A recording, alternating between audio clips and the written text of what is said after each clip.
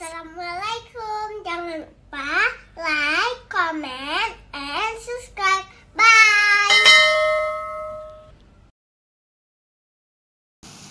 Yang kita bawa kepada keluarga kita, kita jaga. Walaupun tidak banyak, suci bersih halal. Karena makanan akan menjadi daging, akan menjadi pikiran, mengalir dalam darah kita. Dengan itu Allah berikan kita tenaga. Maka tenaga yang halal, pikiran yang halal berangkat dari makanan yang halal. Masya Allah. Nah, jadi oleh karena itu zaman rahmati Allah, begitulah apapun yang kita nikmati ternyata ada pengaruhnya dengan ibadah kita. Allah yang dimuliakan Allah Subhanahu wa taala, kata beliau itu yang dua, wa ifafu tu'mah. Yang ketiga apa? Wa sidqu hadis, bicara yang benar. Apa adanya. Wa sidqu hadis. Yang berikutnya wa hifdzu amanah, mampu menjaga kepercayaan. Selama orang berikan kepercayaan kepada kita, apapun bentuknya, istri kita amanah, anak kita amanah, motor kita amanah dari Allah Subhanahu wa taala. Jadi kalau kita mampu kita jaga itu, maka Allah akan tambahkan kebahagiaan kita. Jadi oleh karena itu zaman rahmat Allah, empat hal ini andai kata hilang dunia dengan segala isinya, kita masih bisa tegak karena kita memiliki empat modal yang paling utama dalam berlayar di samudra kehidupan ini. Yang pertama adalah akhlak yang baik, yang kedua makanan yang terjaga, yang ketiga ucapan yang benar, dan yang ketiga adalah menjaga amanah. Ya, jadi ini jemaah rahmati Allah penting dalam kehidupan, menjadi modal untuk kembali kepada Allah Subhanahu wa taala. Jadi itu. حدثنا أبو نعيم قال حدثنا داود بن يزيد سمعت أبي يقول, kata Daud bin Yazid, saya pernah mendengar ayah saya berkata, sami'tu Abu Hurairah radhiyallahu anhu yaqul, saya mendengar Abu Hurairah radhiyallahu anhu berkata, qala Nabi sallallahu alaihi wasallam, Nabi sallallahu alaihi wasallam pernah bersabda, atadruna ma aktsara ma yudkhilun nar, tahukah kamu apa perbuatan yang paling banyak memasukkan orang ke dalam neraka? Perbuatan apa yang memasukkan orang ke dalam neraka? Faqalu Allah wa rasuluhu a'lam. Mereka mengatakan Allah dan Rasulnya lah yang lebih tahu. Rupanya apa perbuatan yang paling banyak masukkan orang ke neraka? Kata Nabi, al-ajwafani, dua rongga. Dua rongga. Apa itu? Al-farju wal fam. Yang pertama rongga kemaluan, yang kedua rongga ucapan. Kemaluan dan rongga ucapan adalah yang paling banyak berkontribusi menghantarkan orang masuk dalam neraka. Rongga kemaluan, ya, mungkin hadirnya perbuatan zina dan sebagainya, dan faktor-faktor pendorongnya, mukadimahnya, pengantarnya, dan rongga ucapan, riba, namimah, ngomongin orang, fitnah, apa itu maksudnya? Dan memang rahmatullah, kalau kita ngomongin orang itu enaklah didengar. Kenapa? Karena syaitan lah yang mengenakkannya. Bisa 2-3 jam, bisa 4 jam, ya. Maka oleh karena itu zaman rahmati Allah, ini adalah penyakit yang menghantarkan orang ke dalam neraka. Apa penyakit itu? Nabi tanya kepada sahabat, ya. Beliau tanya, atadruna mal ghibah? Apakah kalian tahu apa itu riba? Sahabat bilang Allah wa rasuluhu alam, Allah Rasulullah yang lebih tahu. Kata Nabi, zikruka akhaka ma yakrahu. Kamu menyebut tentang saudaramu sesuatu yang dia tidak menyenanginya. Kita sebut tentang saudara kita, entah makanannya, minumannya, cara jalannya, cara tulisnya, cara motornya, apapun yang membuat dia tidak senang, riba. Jadi kalau mau sebutkan teman kita, telepon, wahai, kalau aku bilang ini kamu senang nggak? Kalau tidak senang, boleh. Kan? dzikruka akhaka ma yakrah. Sahabat mengatakan, wa kaifa in kana fihi ma aqul? Ya Rasulullah, bagaimana kalau yang aku sebutkan itu memang ada pada dia? Memang ada, tulisannya jelek. Memang jelek umpamanya. Maka Nabi bilang, in kana fihi ma taqul, kalau memang apa yang kau sebut ada padanya, itulah ghibah yang ada. Kalau tidak ada apa? Wa illam takun fi ma taqul, kalau tidak ada, faqad bahattah, maka engkau sudah berbohong. Jadi ada itu, walaupun ada, tidak membuat kita boleh, tidak boleh. Jadi bagaimana? Nggak boleh ngomong orang, ya sudah nggak boleh. Jadi ngomong apa? Ngomong tentang diri kita masing-masing, ya, tentang diri kita masing-masing, tentang salat kita, tentang ibadat kita, tentang keluarga kita. Maka oleh karena itu Nabi mengatakan, tuba, bahagialah orang man syaghalahu aibuhu an min uyubin nas. Bahagialah orang yang sibuk dengan aibnya, dia lupa kepada aib orang lain. Celakalah orang yang sibuk dengan aib orang lain, dia lupa akan aibnya. Itu yang karena dia sering ngomongin tentang orang lain, dia lupa bahwa dalam dirinya juga banyak kekurangannya. Begitulah yang rahmati Allah dalam kita menghantarkan kita kepada surga itu. Yang pertama, kita jaga rongga yang bawah, kemaluan. Yang kedua, jaga rongga yang atas. Nah, dua rongga ini kalau kita jaga, kata Nabi, kalau kamu bisa jaga dua rongga itu, aku jamin kamu ke dalam surga. Ya, itu. Nah, teman-teman rahmatullah subhanahu wa ta'ala, tidak berat-berat sebenarnya. Ya. Jadi kita ini kalau jarang ngomongin orang, mau ngomong pun berat. Tidak biasa kita ngomongin orang, berat. Tapi kalau udah biasa ngomongin orang, asal duduk mesti orang lain yang ngomongin. Ya, mana isinya macam mana, kayak udah kawin ini? Ada panjang. Jangan rahmatullah subhanahu wa ta'ala. Lalu wa ma aktsaru ma yudkhilul jannata, apa amal yang paling banyak masukkan ke dalam surga? Ya, Nabi mengatakan taqwallahi wa husnul khuluq.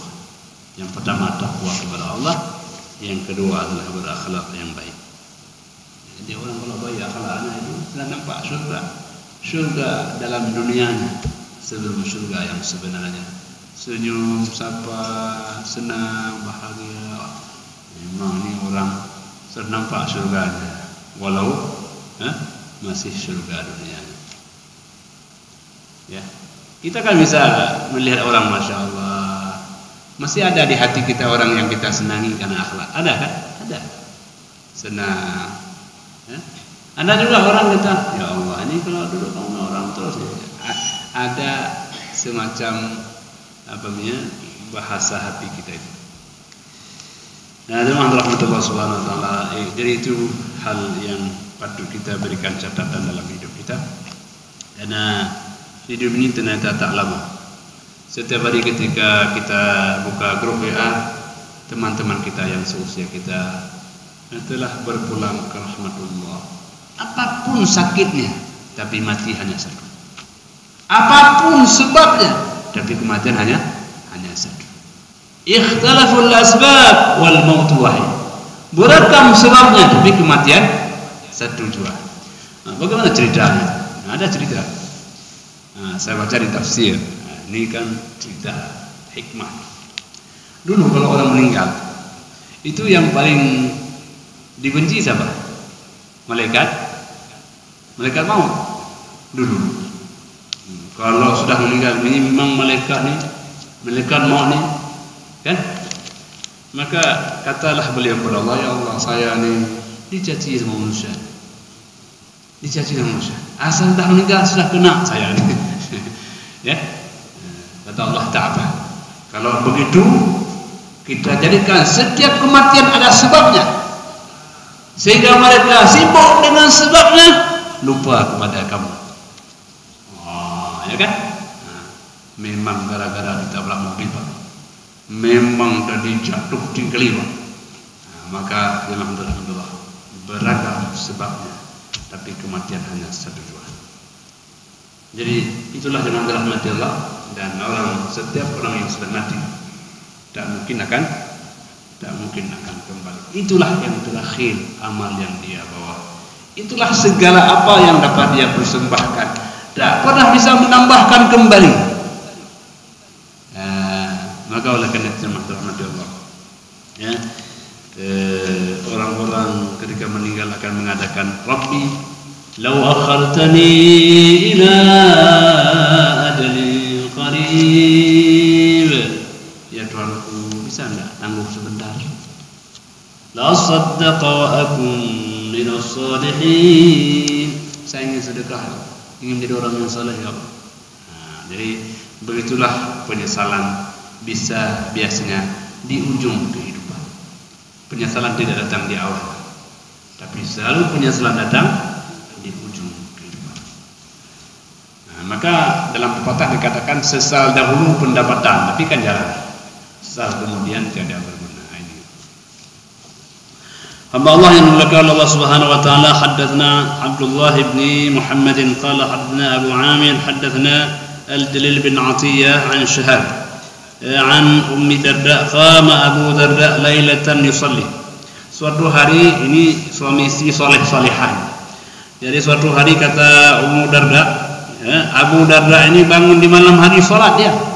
Faja'ala yabki, habis salat menangis, wa yaqulu Allahumma ahsanta khalqi fa hassin khuluqi, ya Allah, engkau telah perindahkan tubuh saya, bentuk saya, Allah. Ya Allah, perindahkan pula akhlak saya, Allah. Allahumma ahsanta khalqi fa hassin khuluqi. Ya Allah, telah kau perintahkan format tubuh saya ini, ya Allah. Ya Allah, perindahkan pula akhlak saya. Orangnya cantik, ganteng, akhlaknya baik, masya Allah, luar biasa. Ya Allah Subhanahu wa taala, hatta asbaha, sampai pagi itu doanya, Allahumma ahsanta khalqi fa hassin khuluqi, sampai pagi itu doanya. Bayangkan. Faqultu ya Abu Darda, wahai Abu Darda, kata istrinya, ya Abu Darda, maka nad'uka mundzul laila illa husnul khuluq. Doa apa ini? Dari pagi sampai malam sampai pagi doa minta akhlak yang baik. Apa enggak ada doa yang lain? Kok itu saja juga, Allahumma ahsanta khalqi fa hassin khuluqi, dari tengah malam sampai pagi itu doanya. Faqala, maka Abu Darda menjawab, ya Umma Darda, wahai istriku, innal 'abdal muslima yuhsin khuluqah, orang yang muslim itu dia perbaikan akhlaknya, hatta yudkhiluhu husnu khuluqihi al-jannah, sehingga akhlak yang baik itu akan menghantarkannya ke dalam surga. Ya, jadi kalau akhlak yang baik, seakan-akan dia mobil, dia masukkan kita, dia akan bawakan kita ke dalam surga. Ya Allah, mobil apa? Nah, mobil ini namanya akhlak yang baik. Nama mobil itu akhlak yang baik. Masya Allah. Hari kiamat kalau dapat mobil itu, nah itu aman, masuk surga. Ya, akhlak yang baik. Ya. Jadi jemaah Allah, inilah alasannya kenapa Abu Darda dari malam sampai pagi itu doanya, wahai Ummi Darda, orang yang muslim kalau itu akhlaknya baik, akhlaknya itu akan membawanya ke surga. Wa yusi'u khuluqahu, yang satu dia buruk akhlaknya, hatta yudkhiluhu su'u khuluqin nar.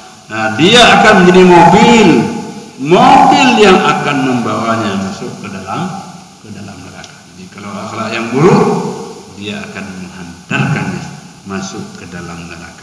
Masya Allah. Jadi oleh kerana itu Allah, patutlah Nabi mengatakan, innama bu'ithtu liutammima makarimal akhlaq, saya diutus untuk menyempurnakan akhlak yang baik. Yang paling banyak masuk surga itu adalah takwa kepada Allah dan berakhlak baik, kan gitu. Nah, jemaah Allah Subhanahu wa taala, wal 'abdul muslim, seorang yang hamba yang muslim itu yughfaru lahu wa huwa naim, lagi tidur kok diampuni dosanya, lagi tidur diampuni dosanya, padahal dia tidak beristighfar, tidur, bagaimana istighfar? lagi tidur dia diampuni dosa. Maka heran istrinya itu heran dengan perkataan itu, ya Abu Darda. Wahai Abu Darda pun juga heran. Bagaimana maksudnya? Kaifa yughfaru wa naim? Bagaimana kok bisa diampuni dosanya sedangkan dia masih tidur? Kapan dia beristighfar? Kan begitu.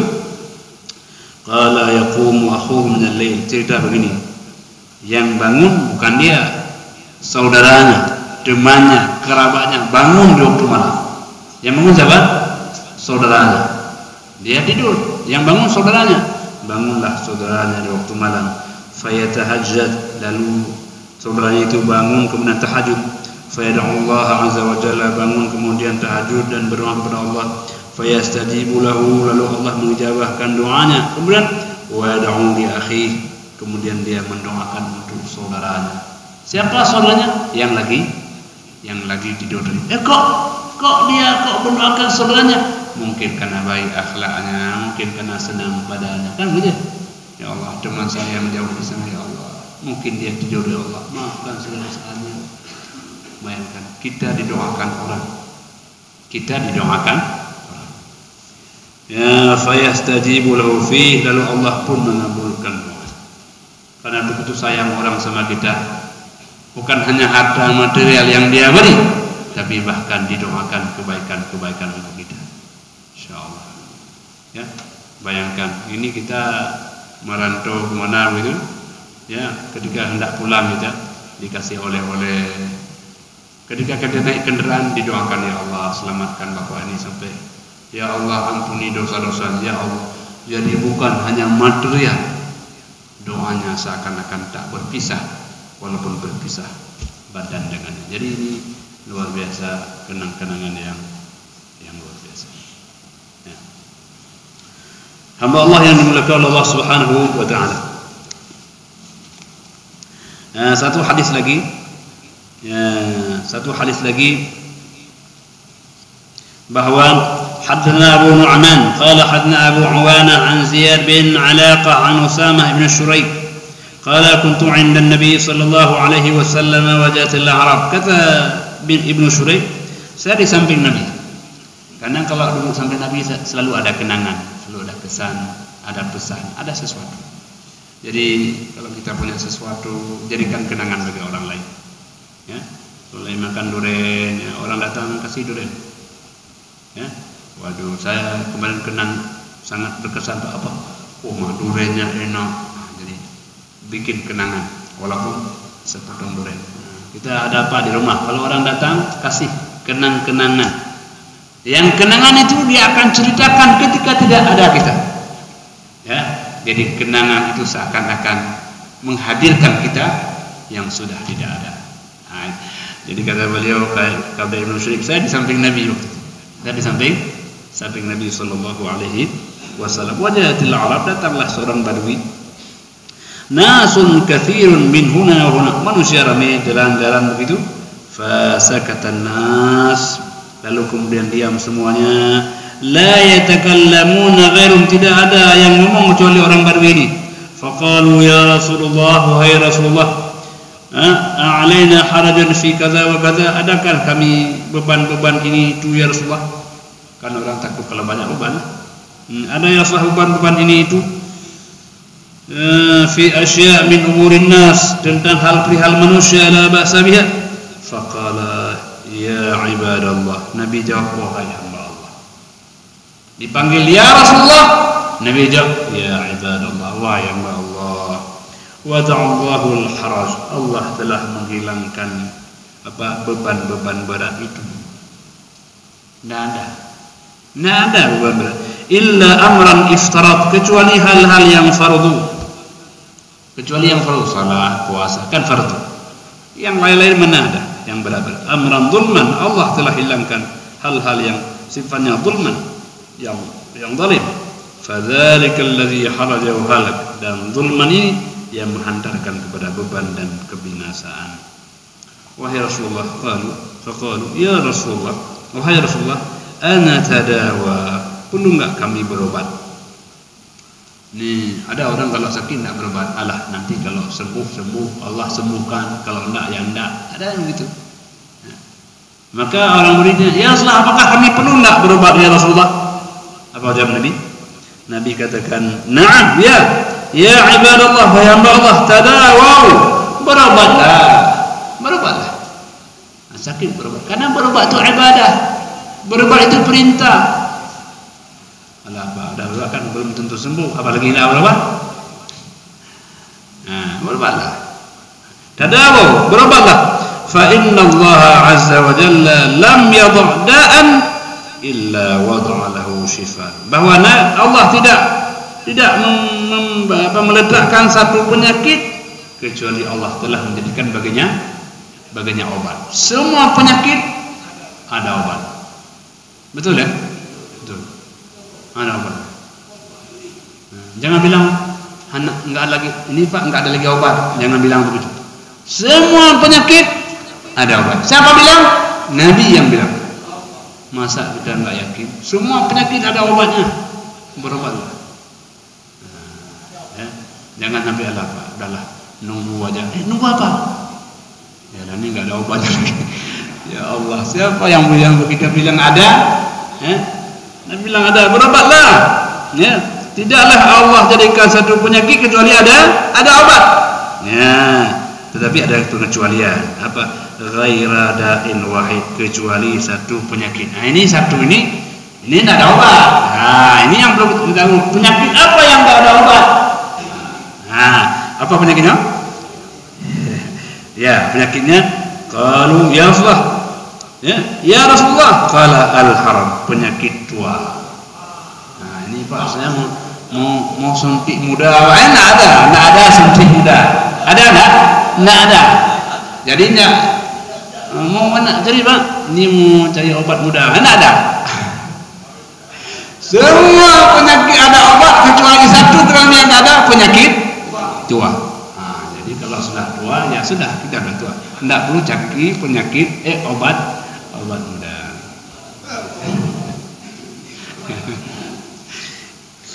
Ya. Ya, jadi itu artinya kibr sin, ya, artinya orang yang sedang berumur syaikhukhah, ya. Qalu ya Rasulullah, wahai Rasulullah, ma khairu ma mu'til insan, apa anugerah yang paling besar, yang paling baik diberikan manusia? Kan kita banyak diberikan oleh Allah macam-macam. Apa yang paling baik Allah berikan? Kata Nabi, yang paling baik Allah berikan khuluqun hasan, akhlak yang baik.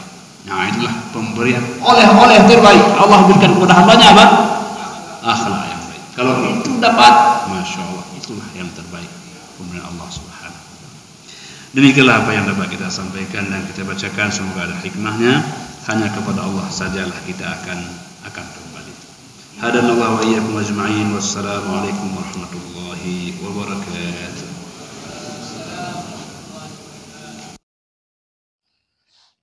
Terima kasih.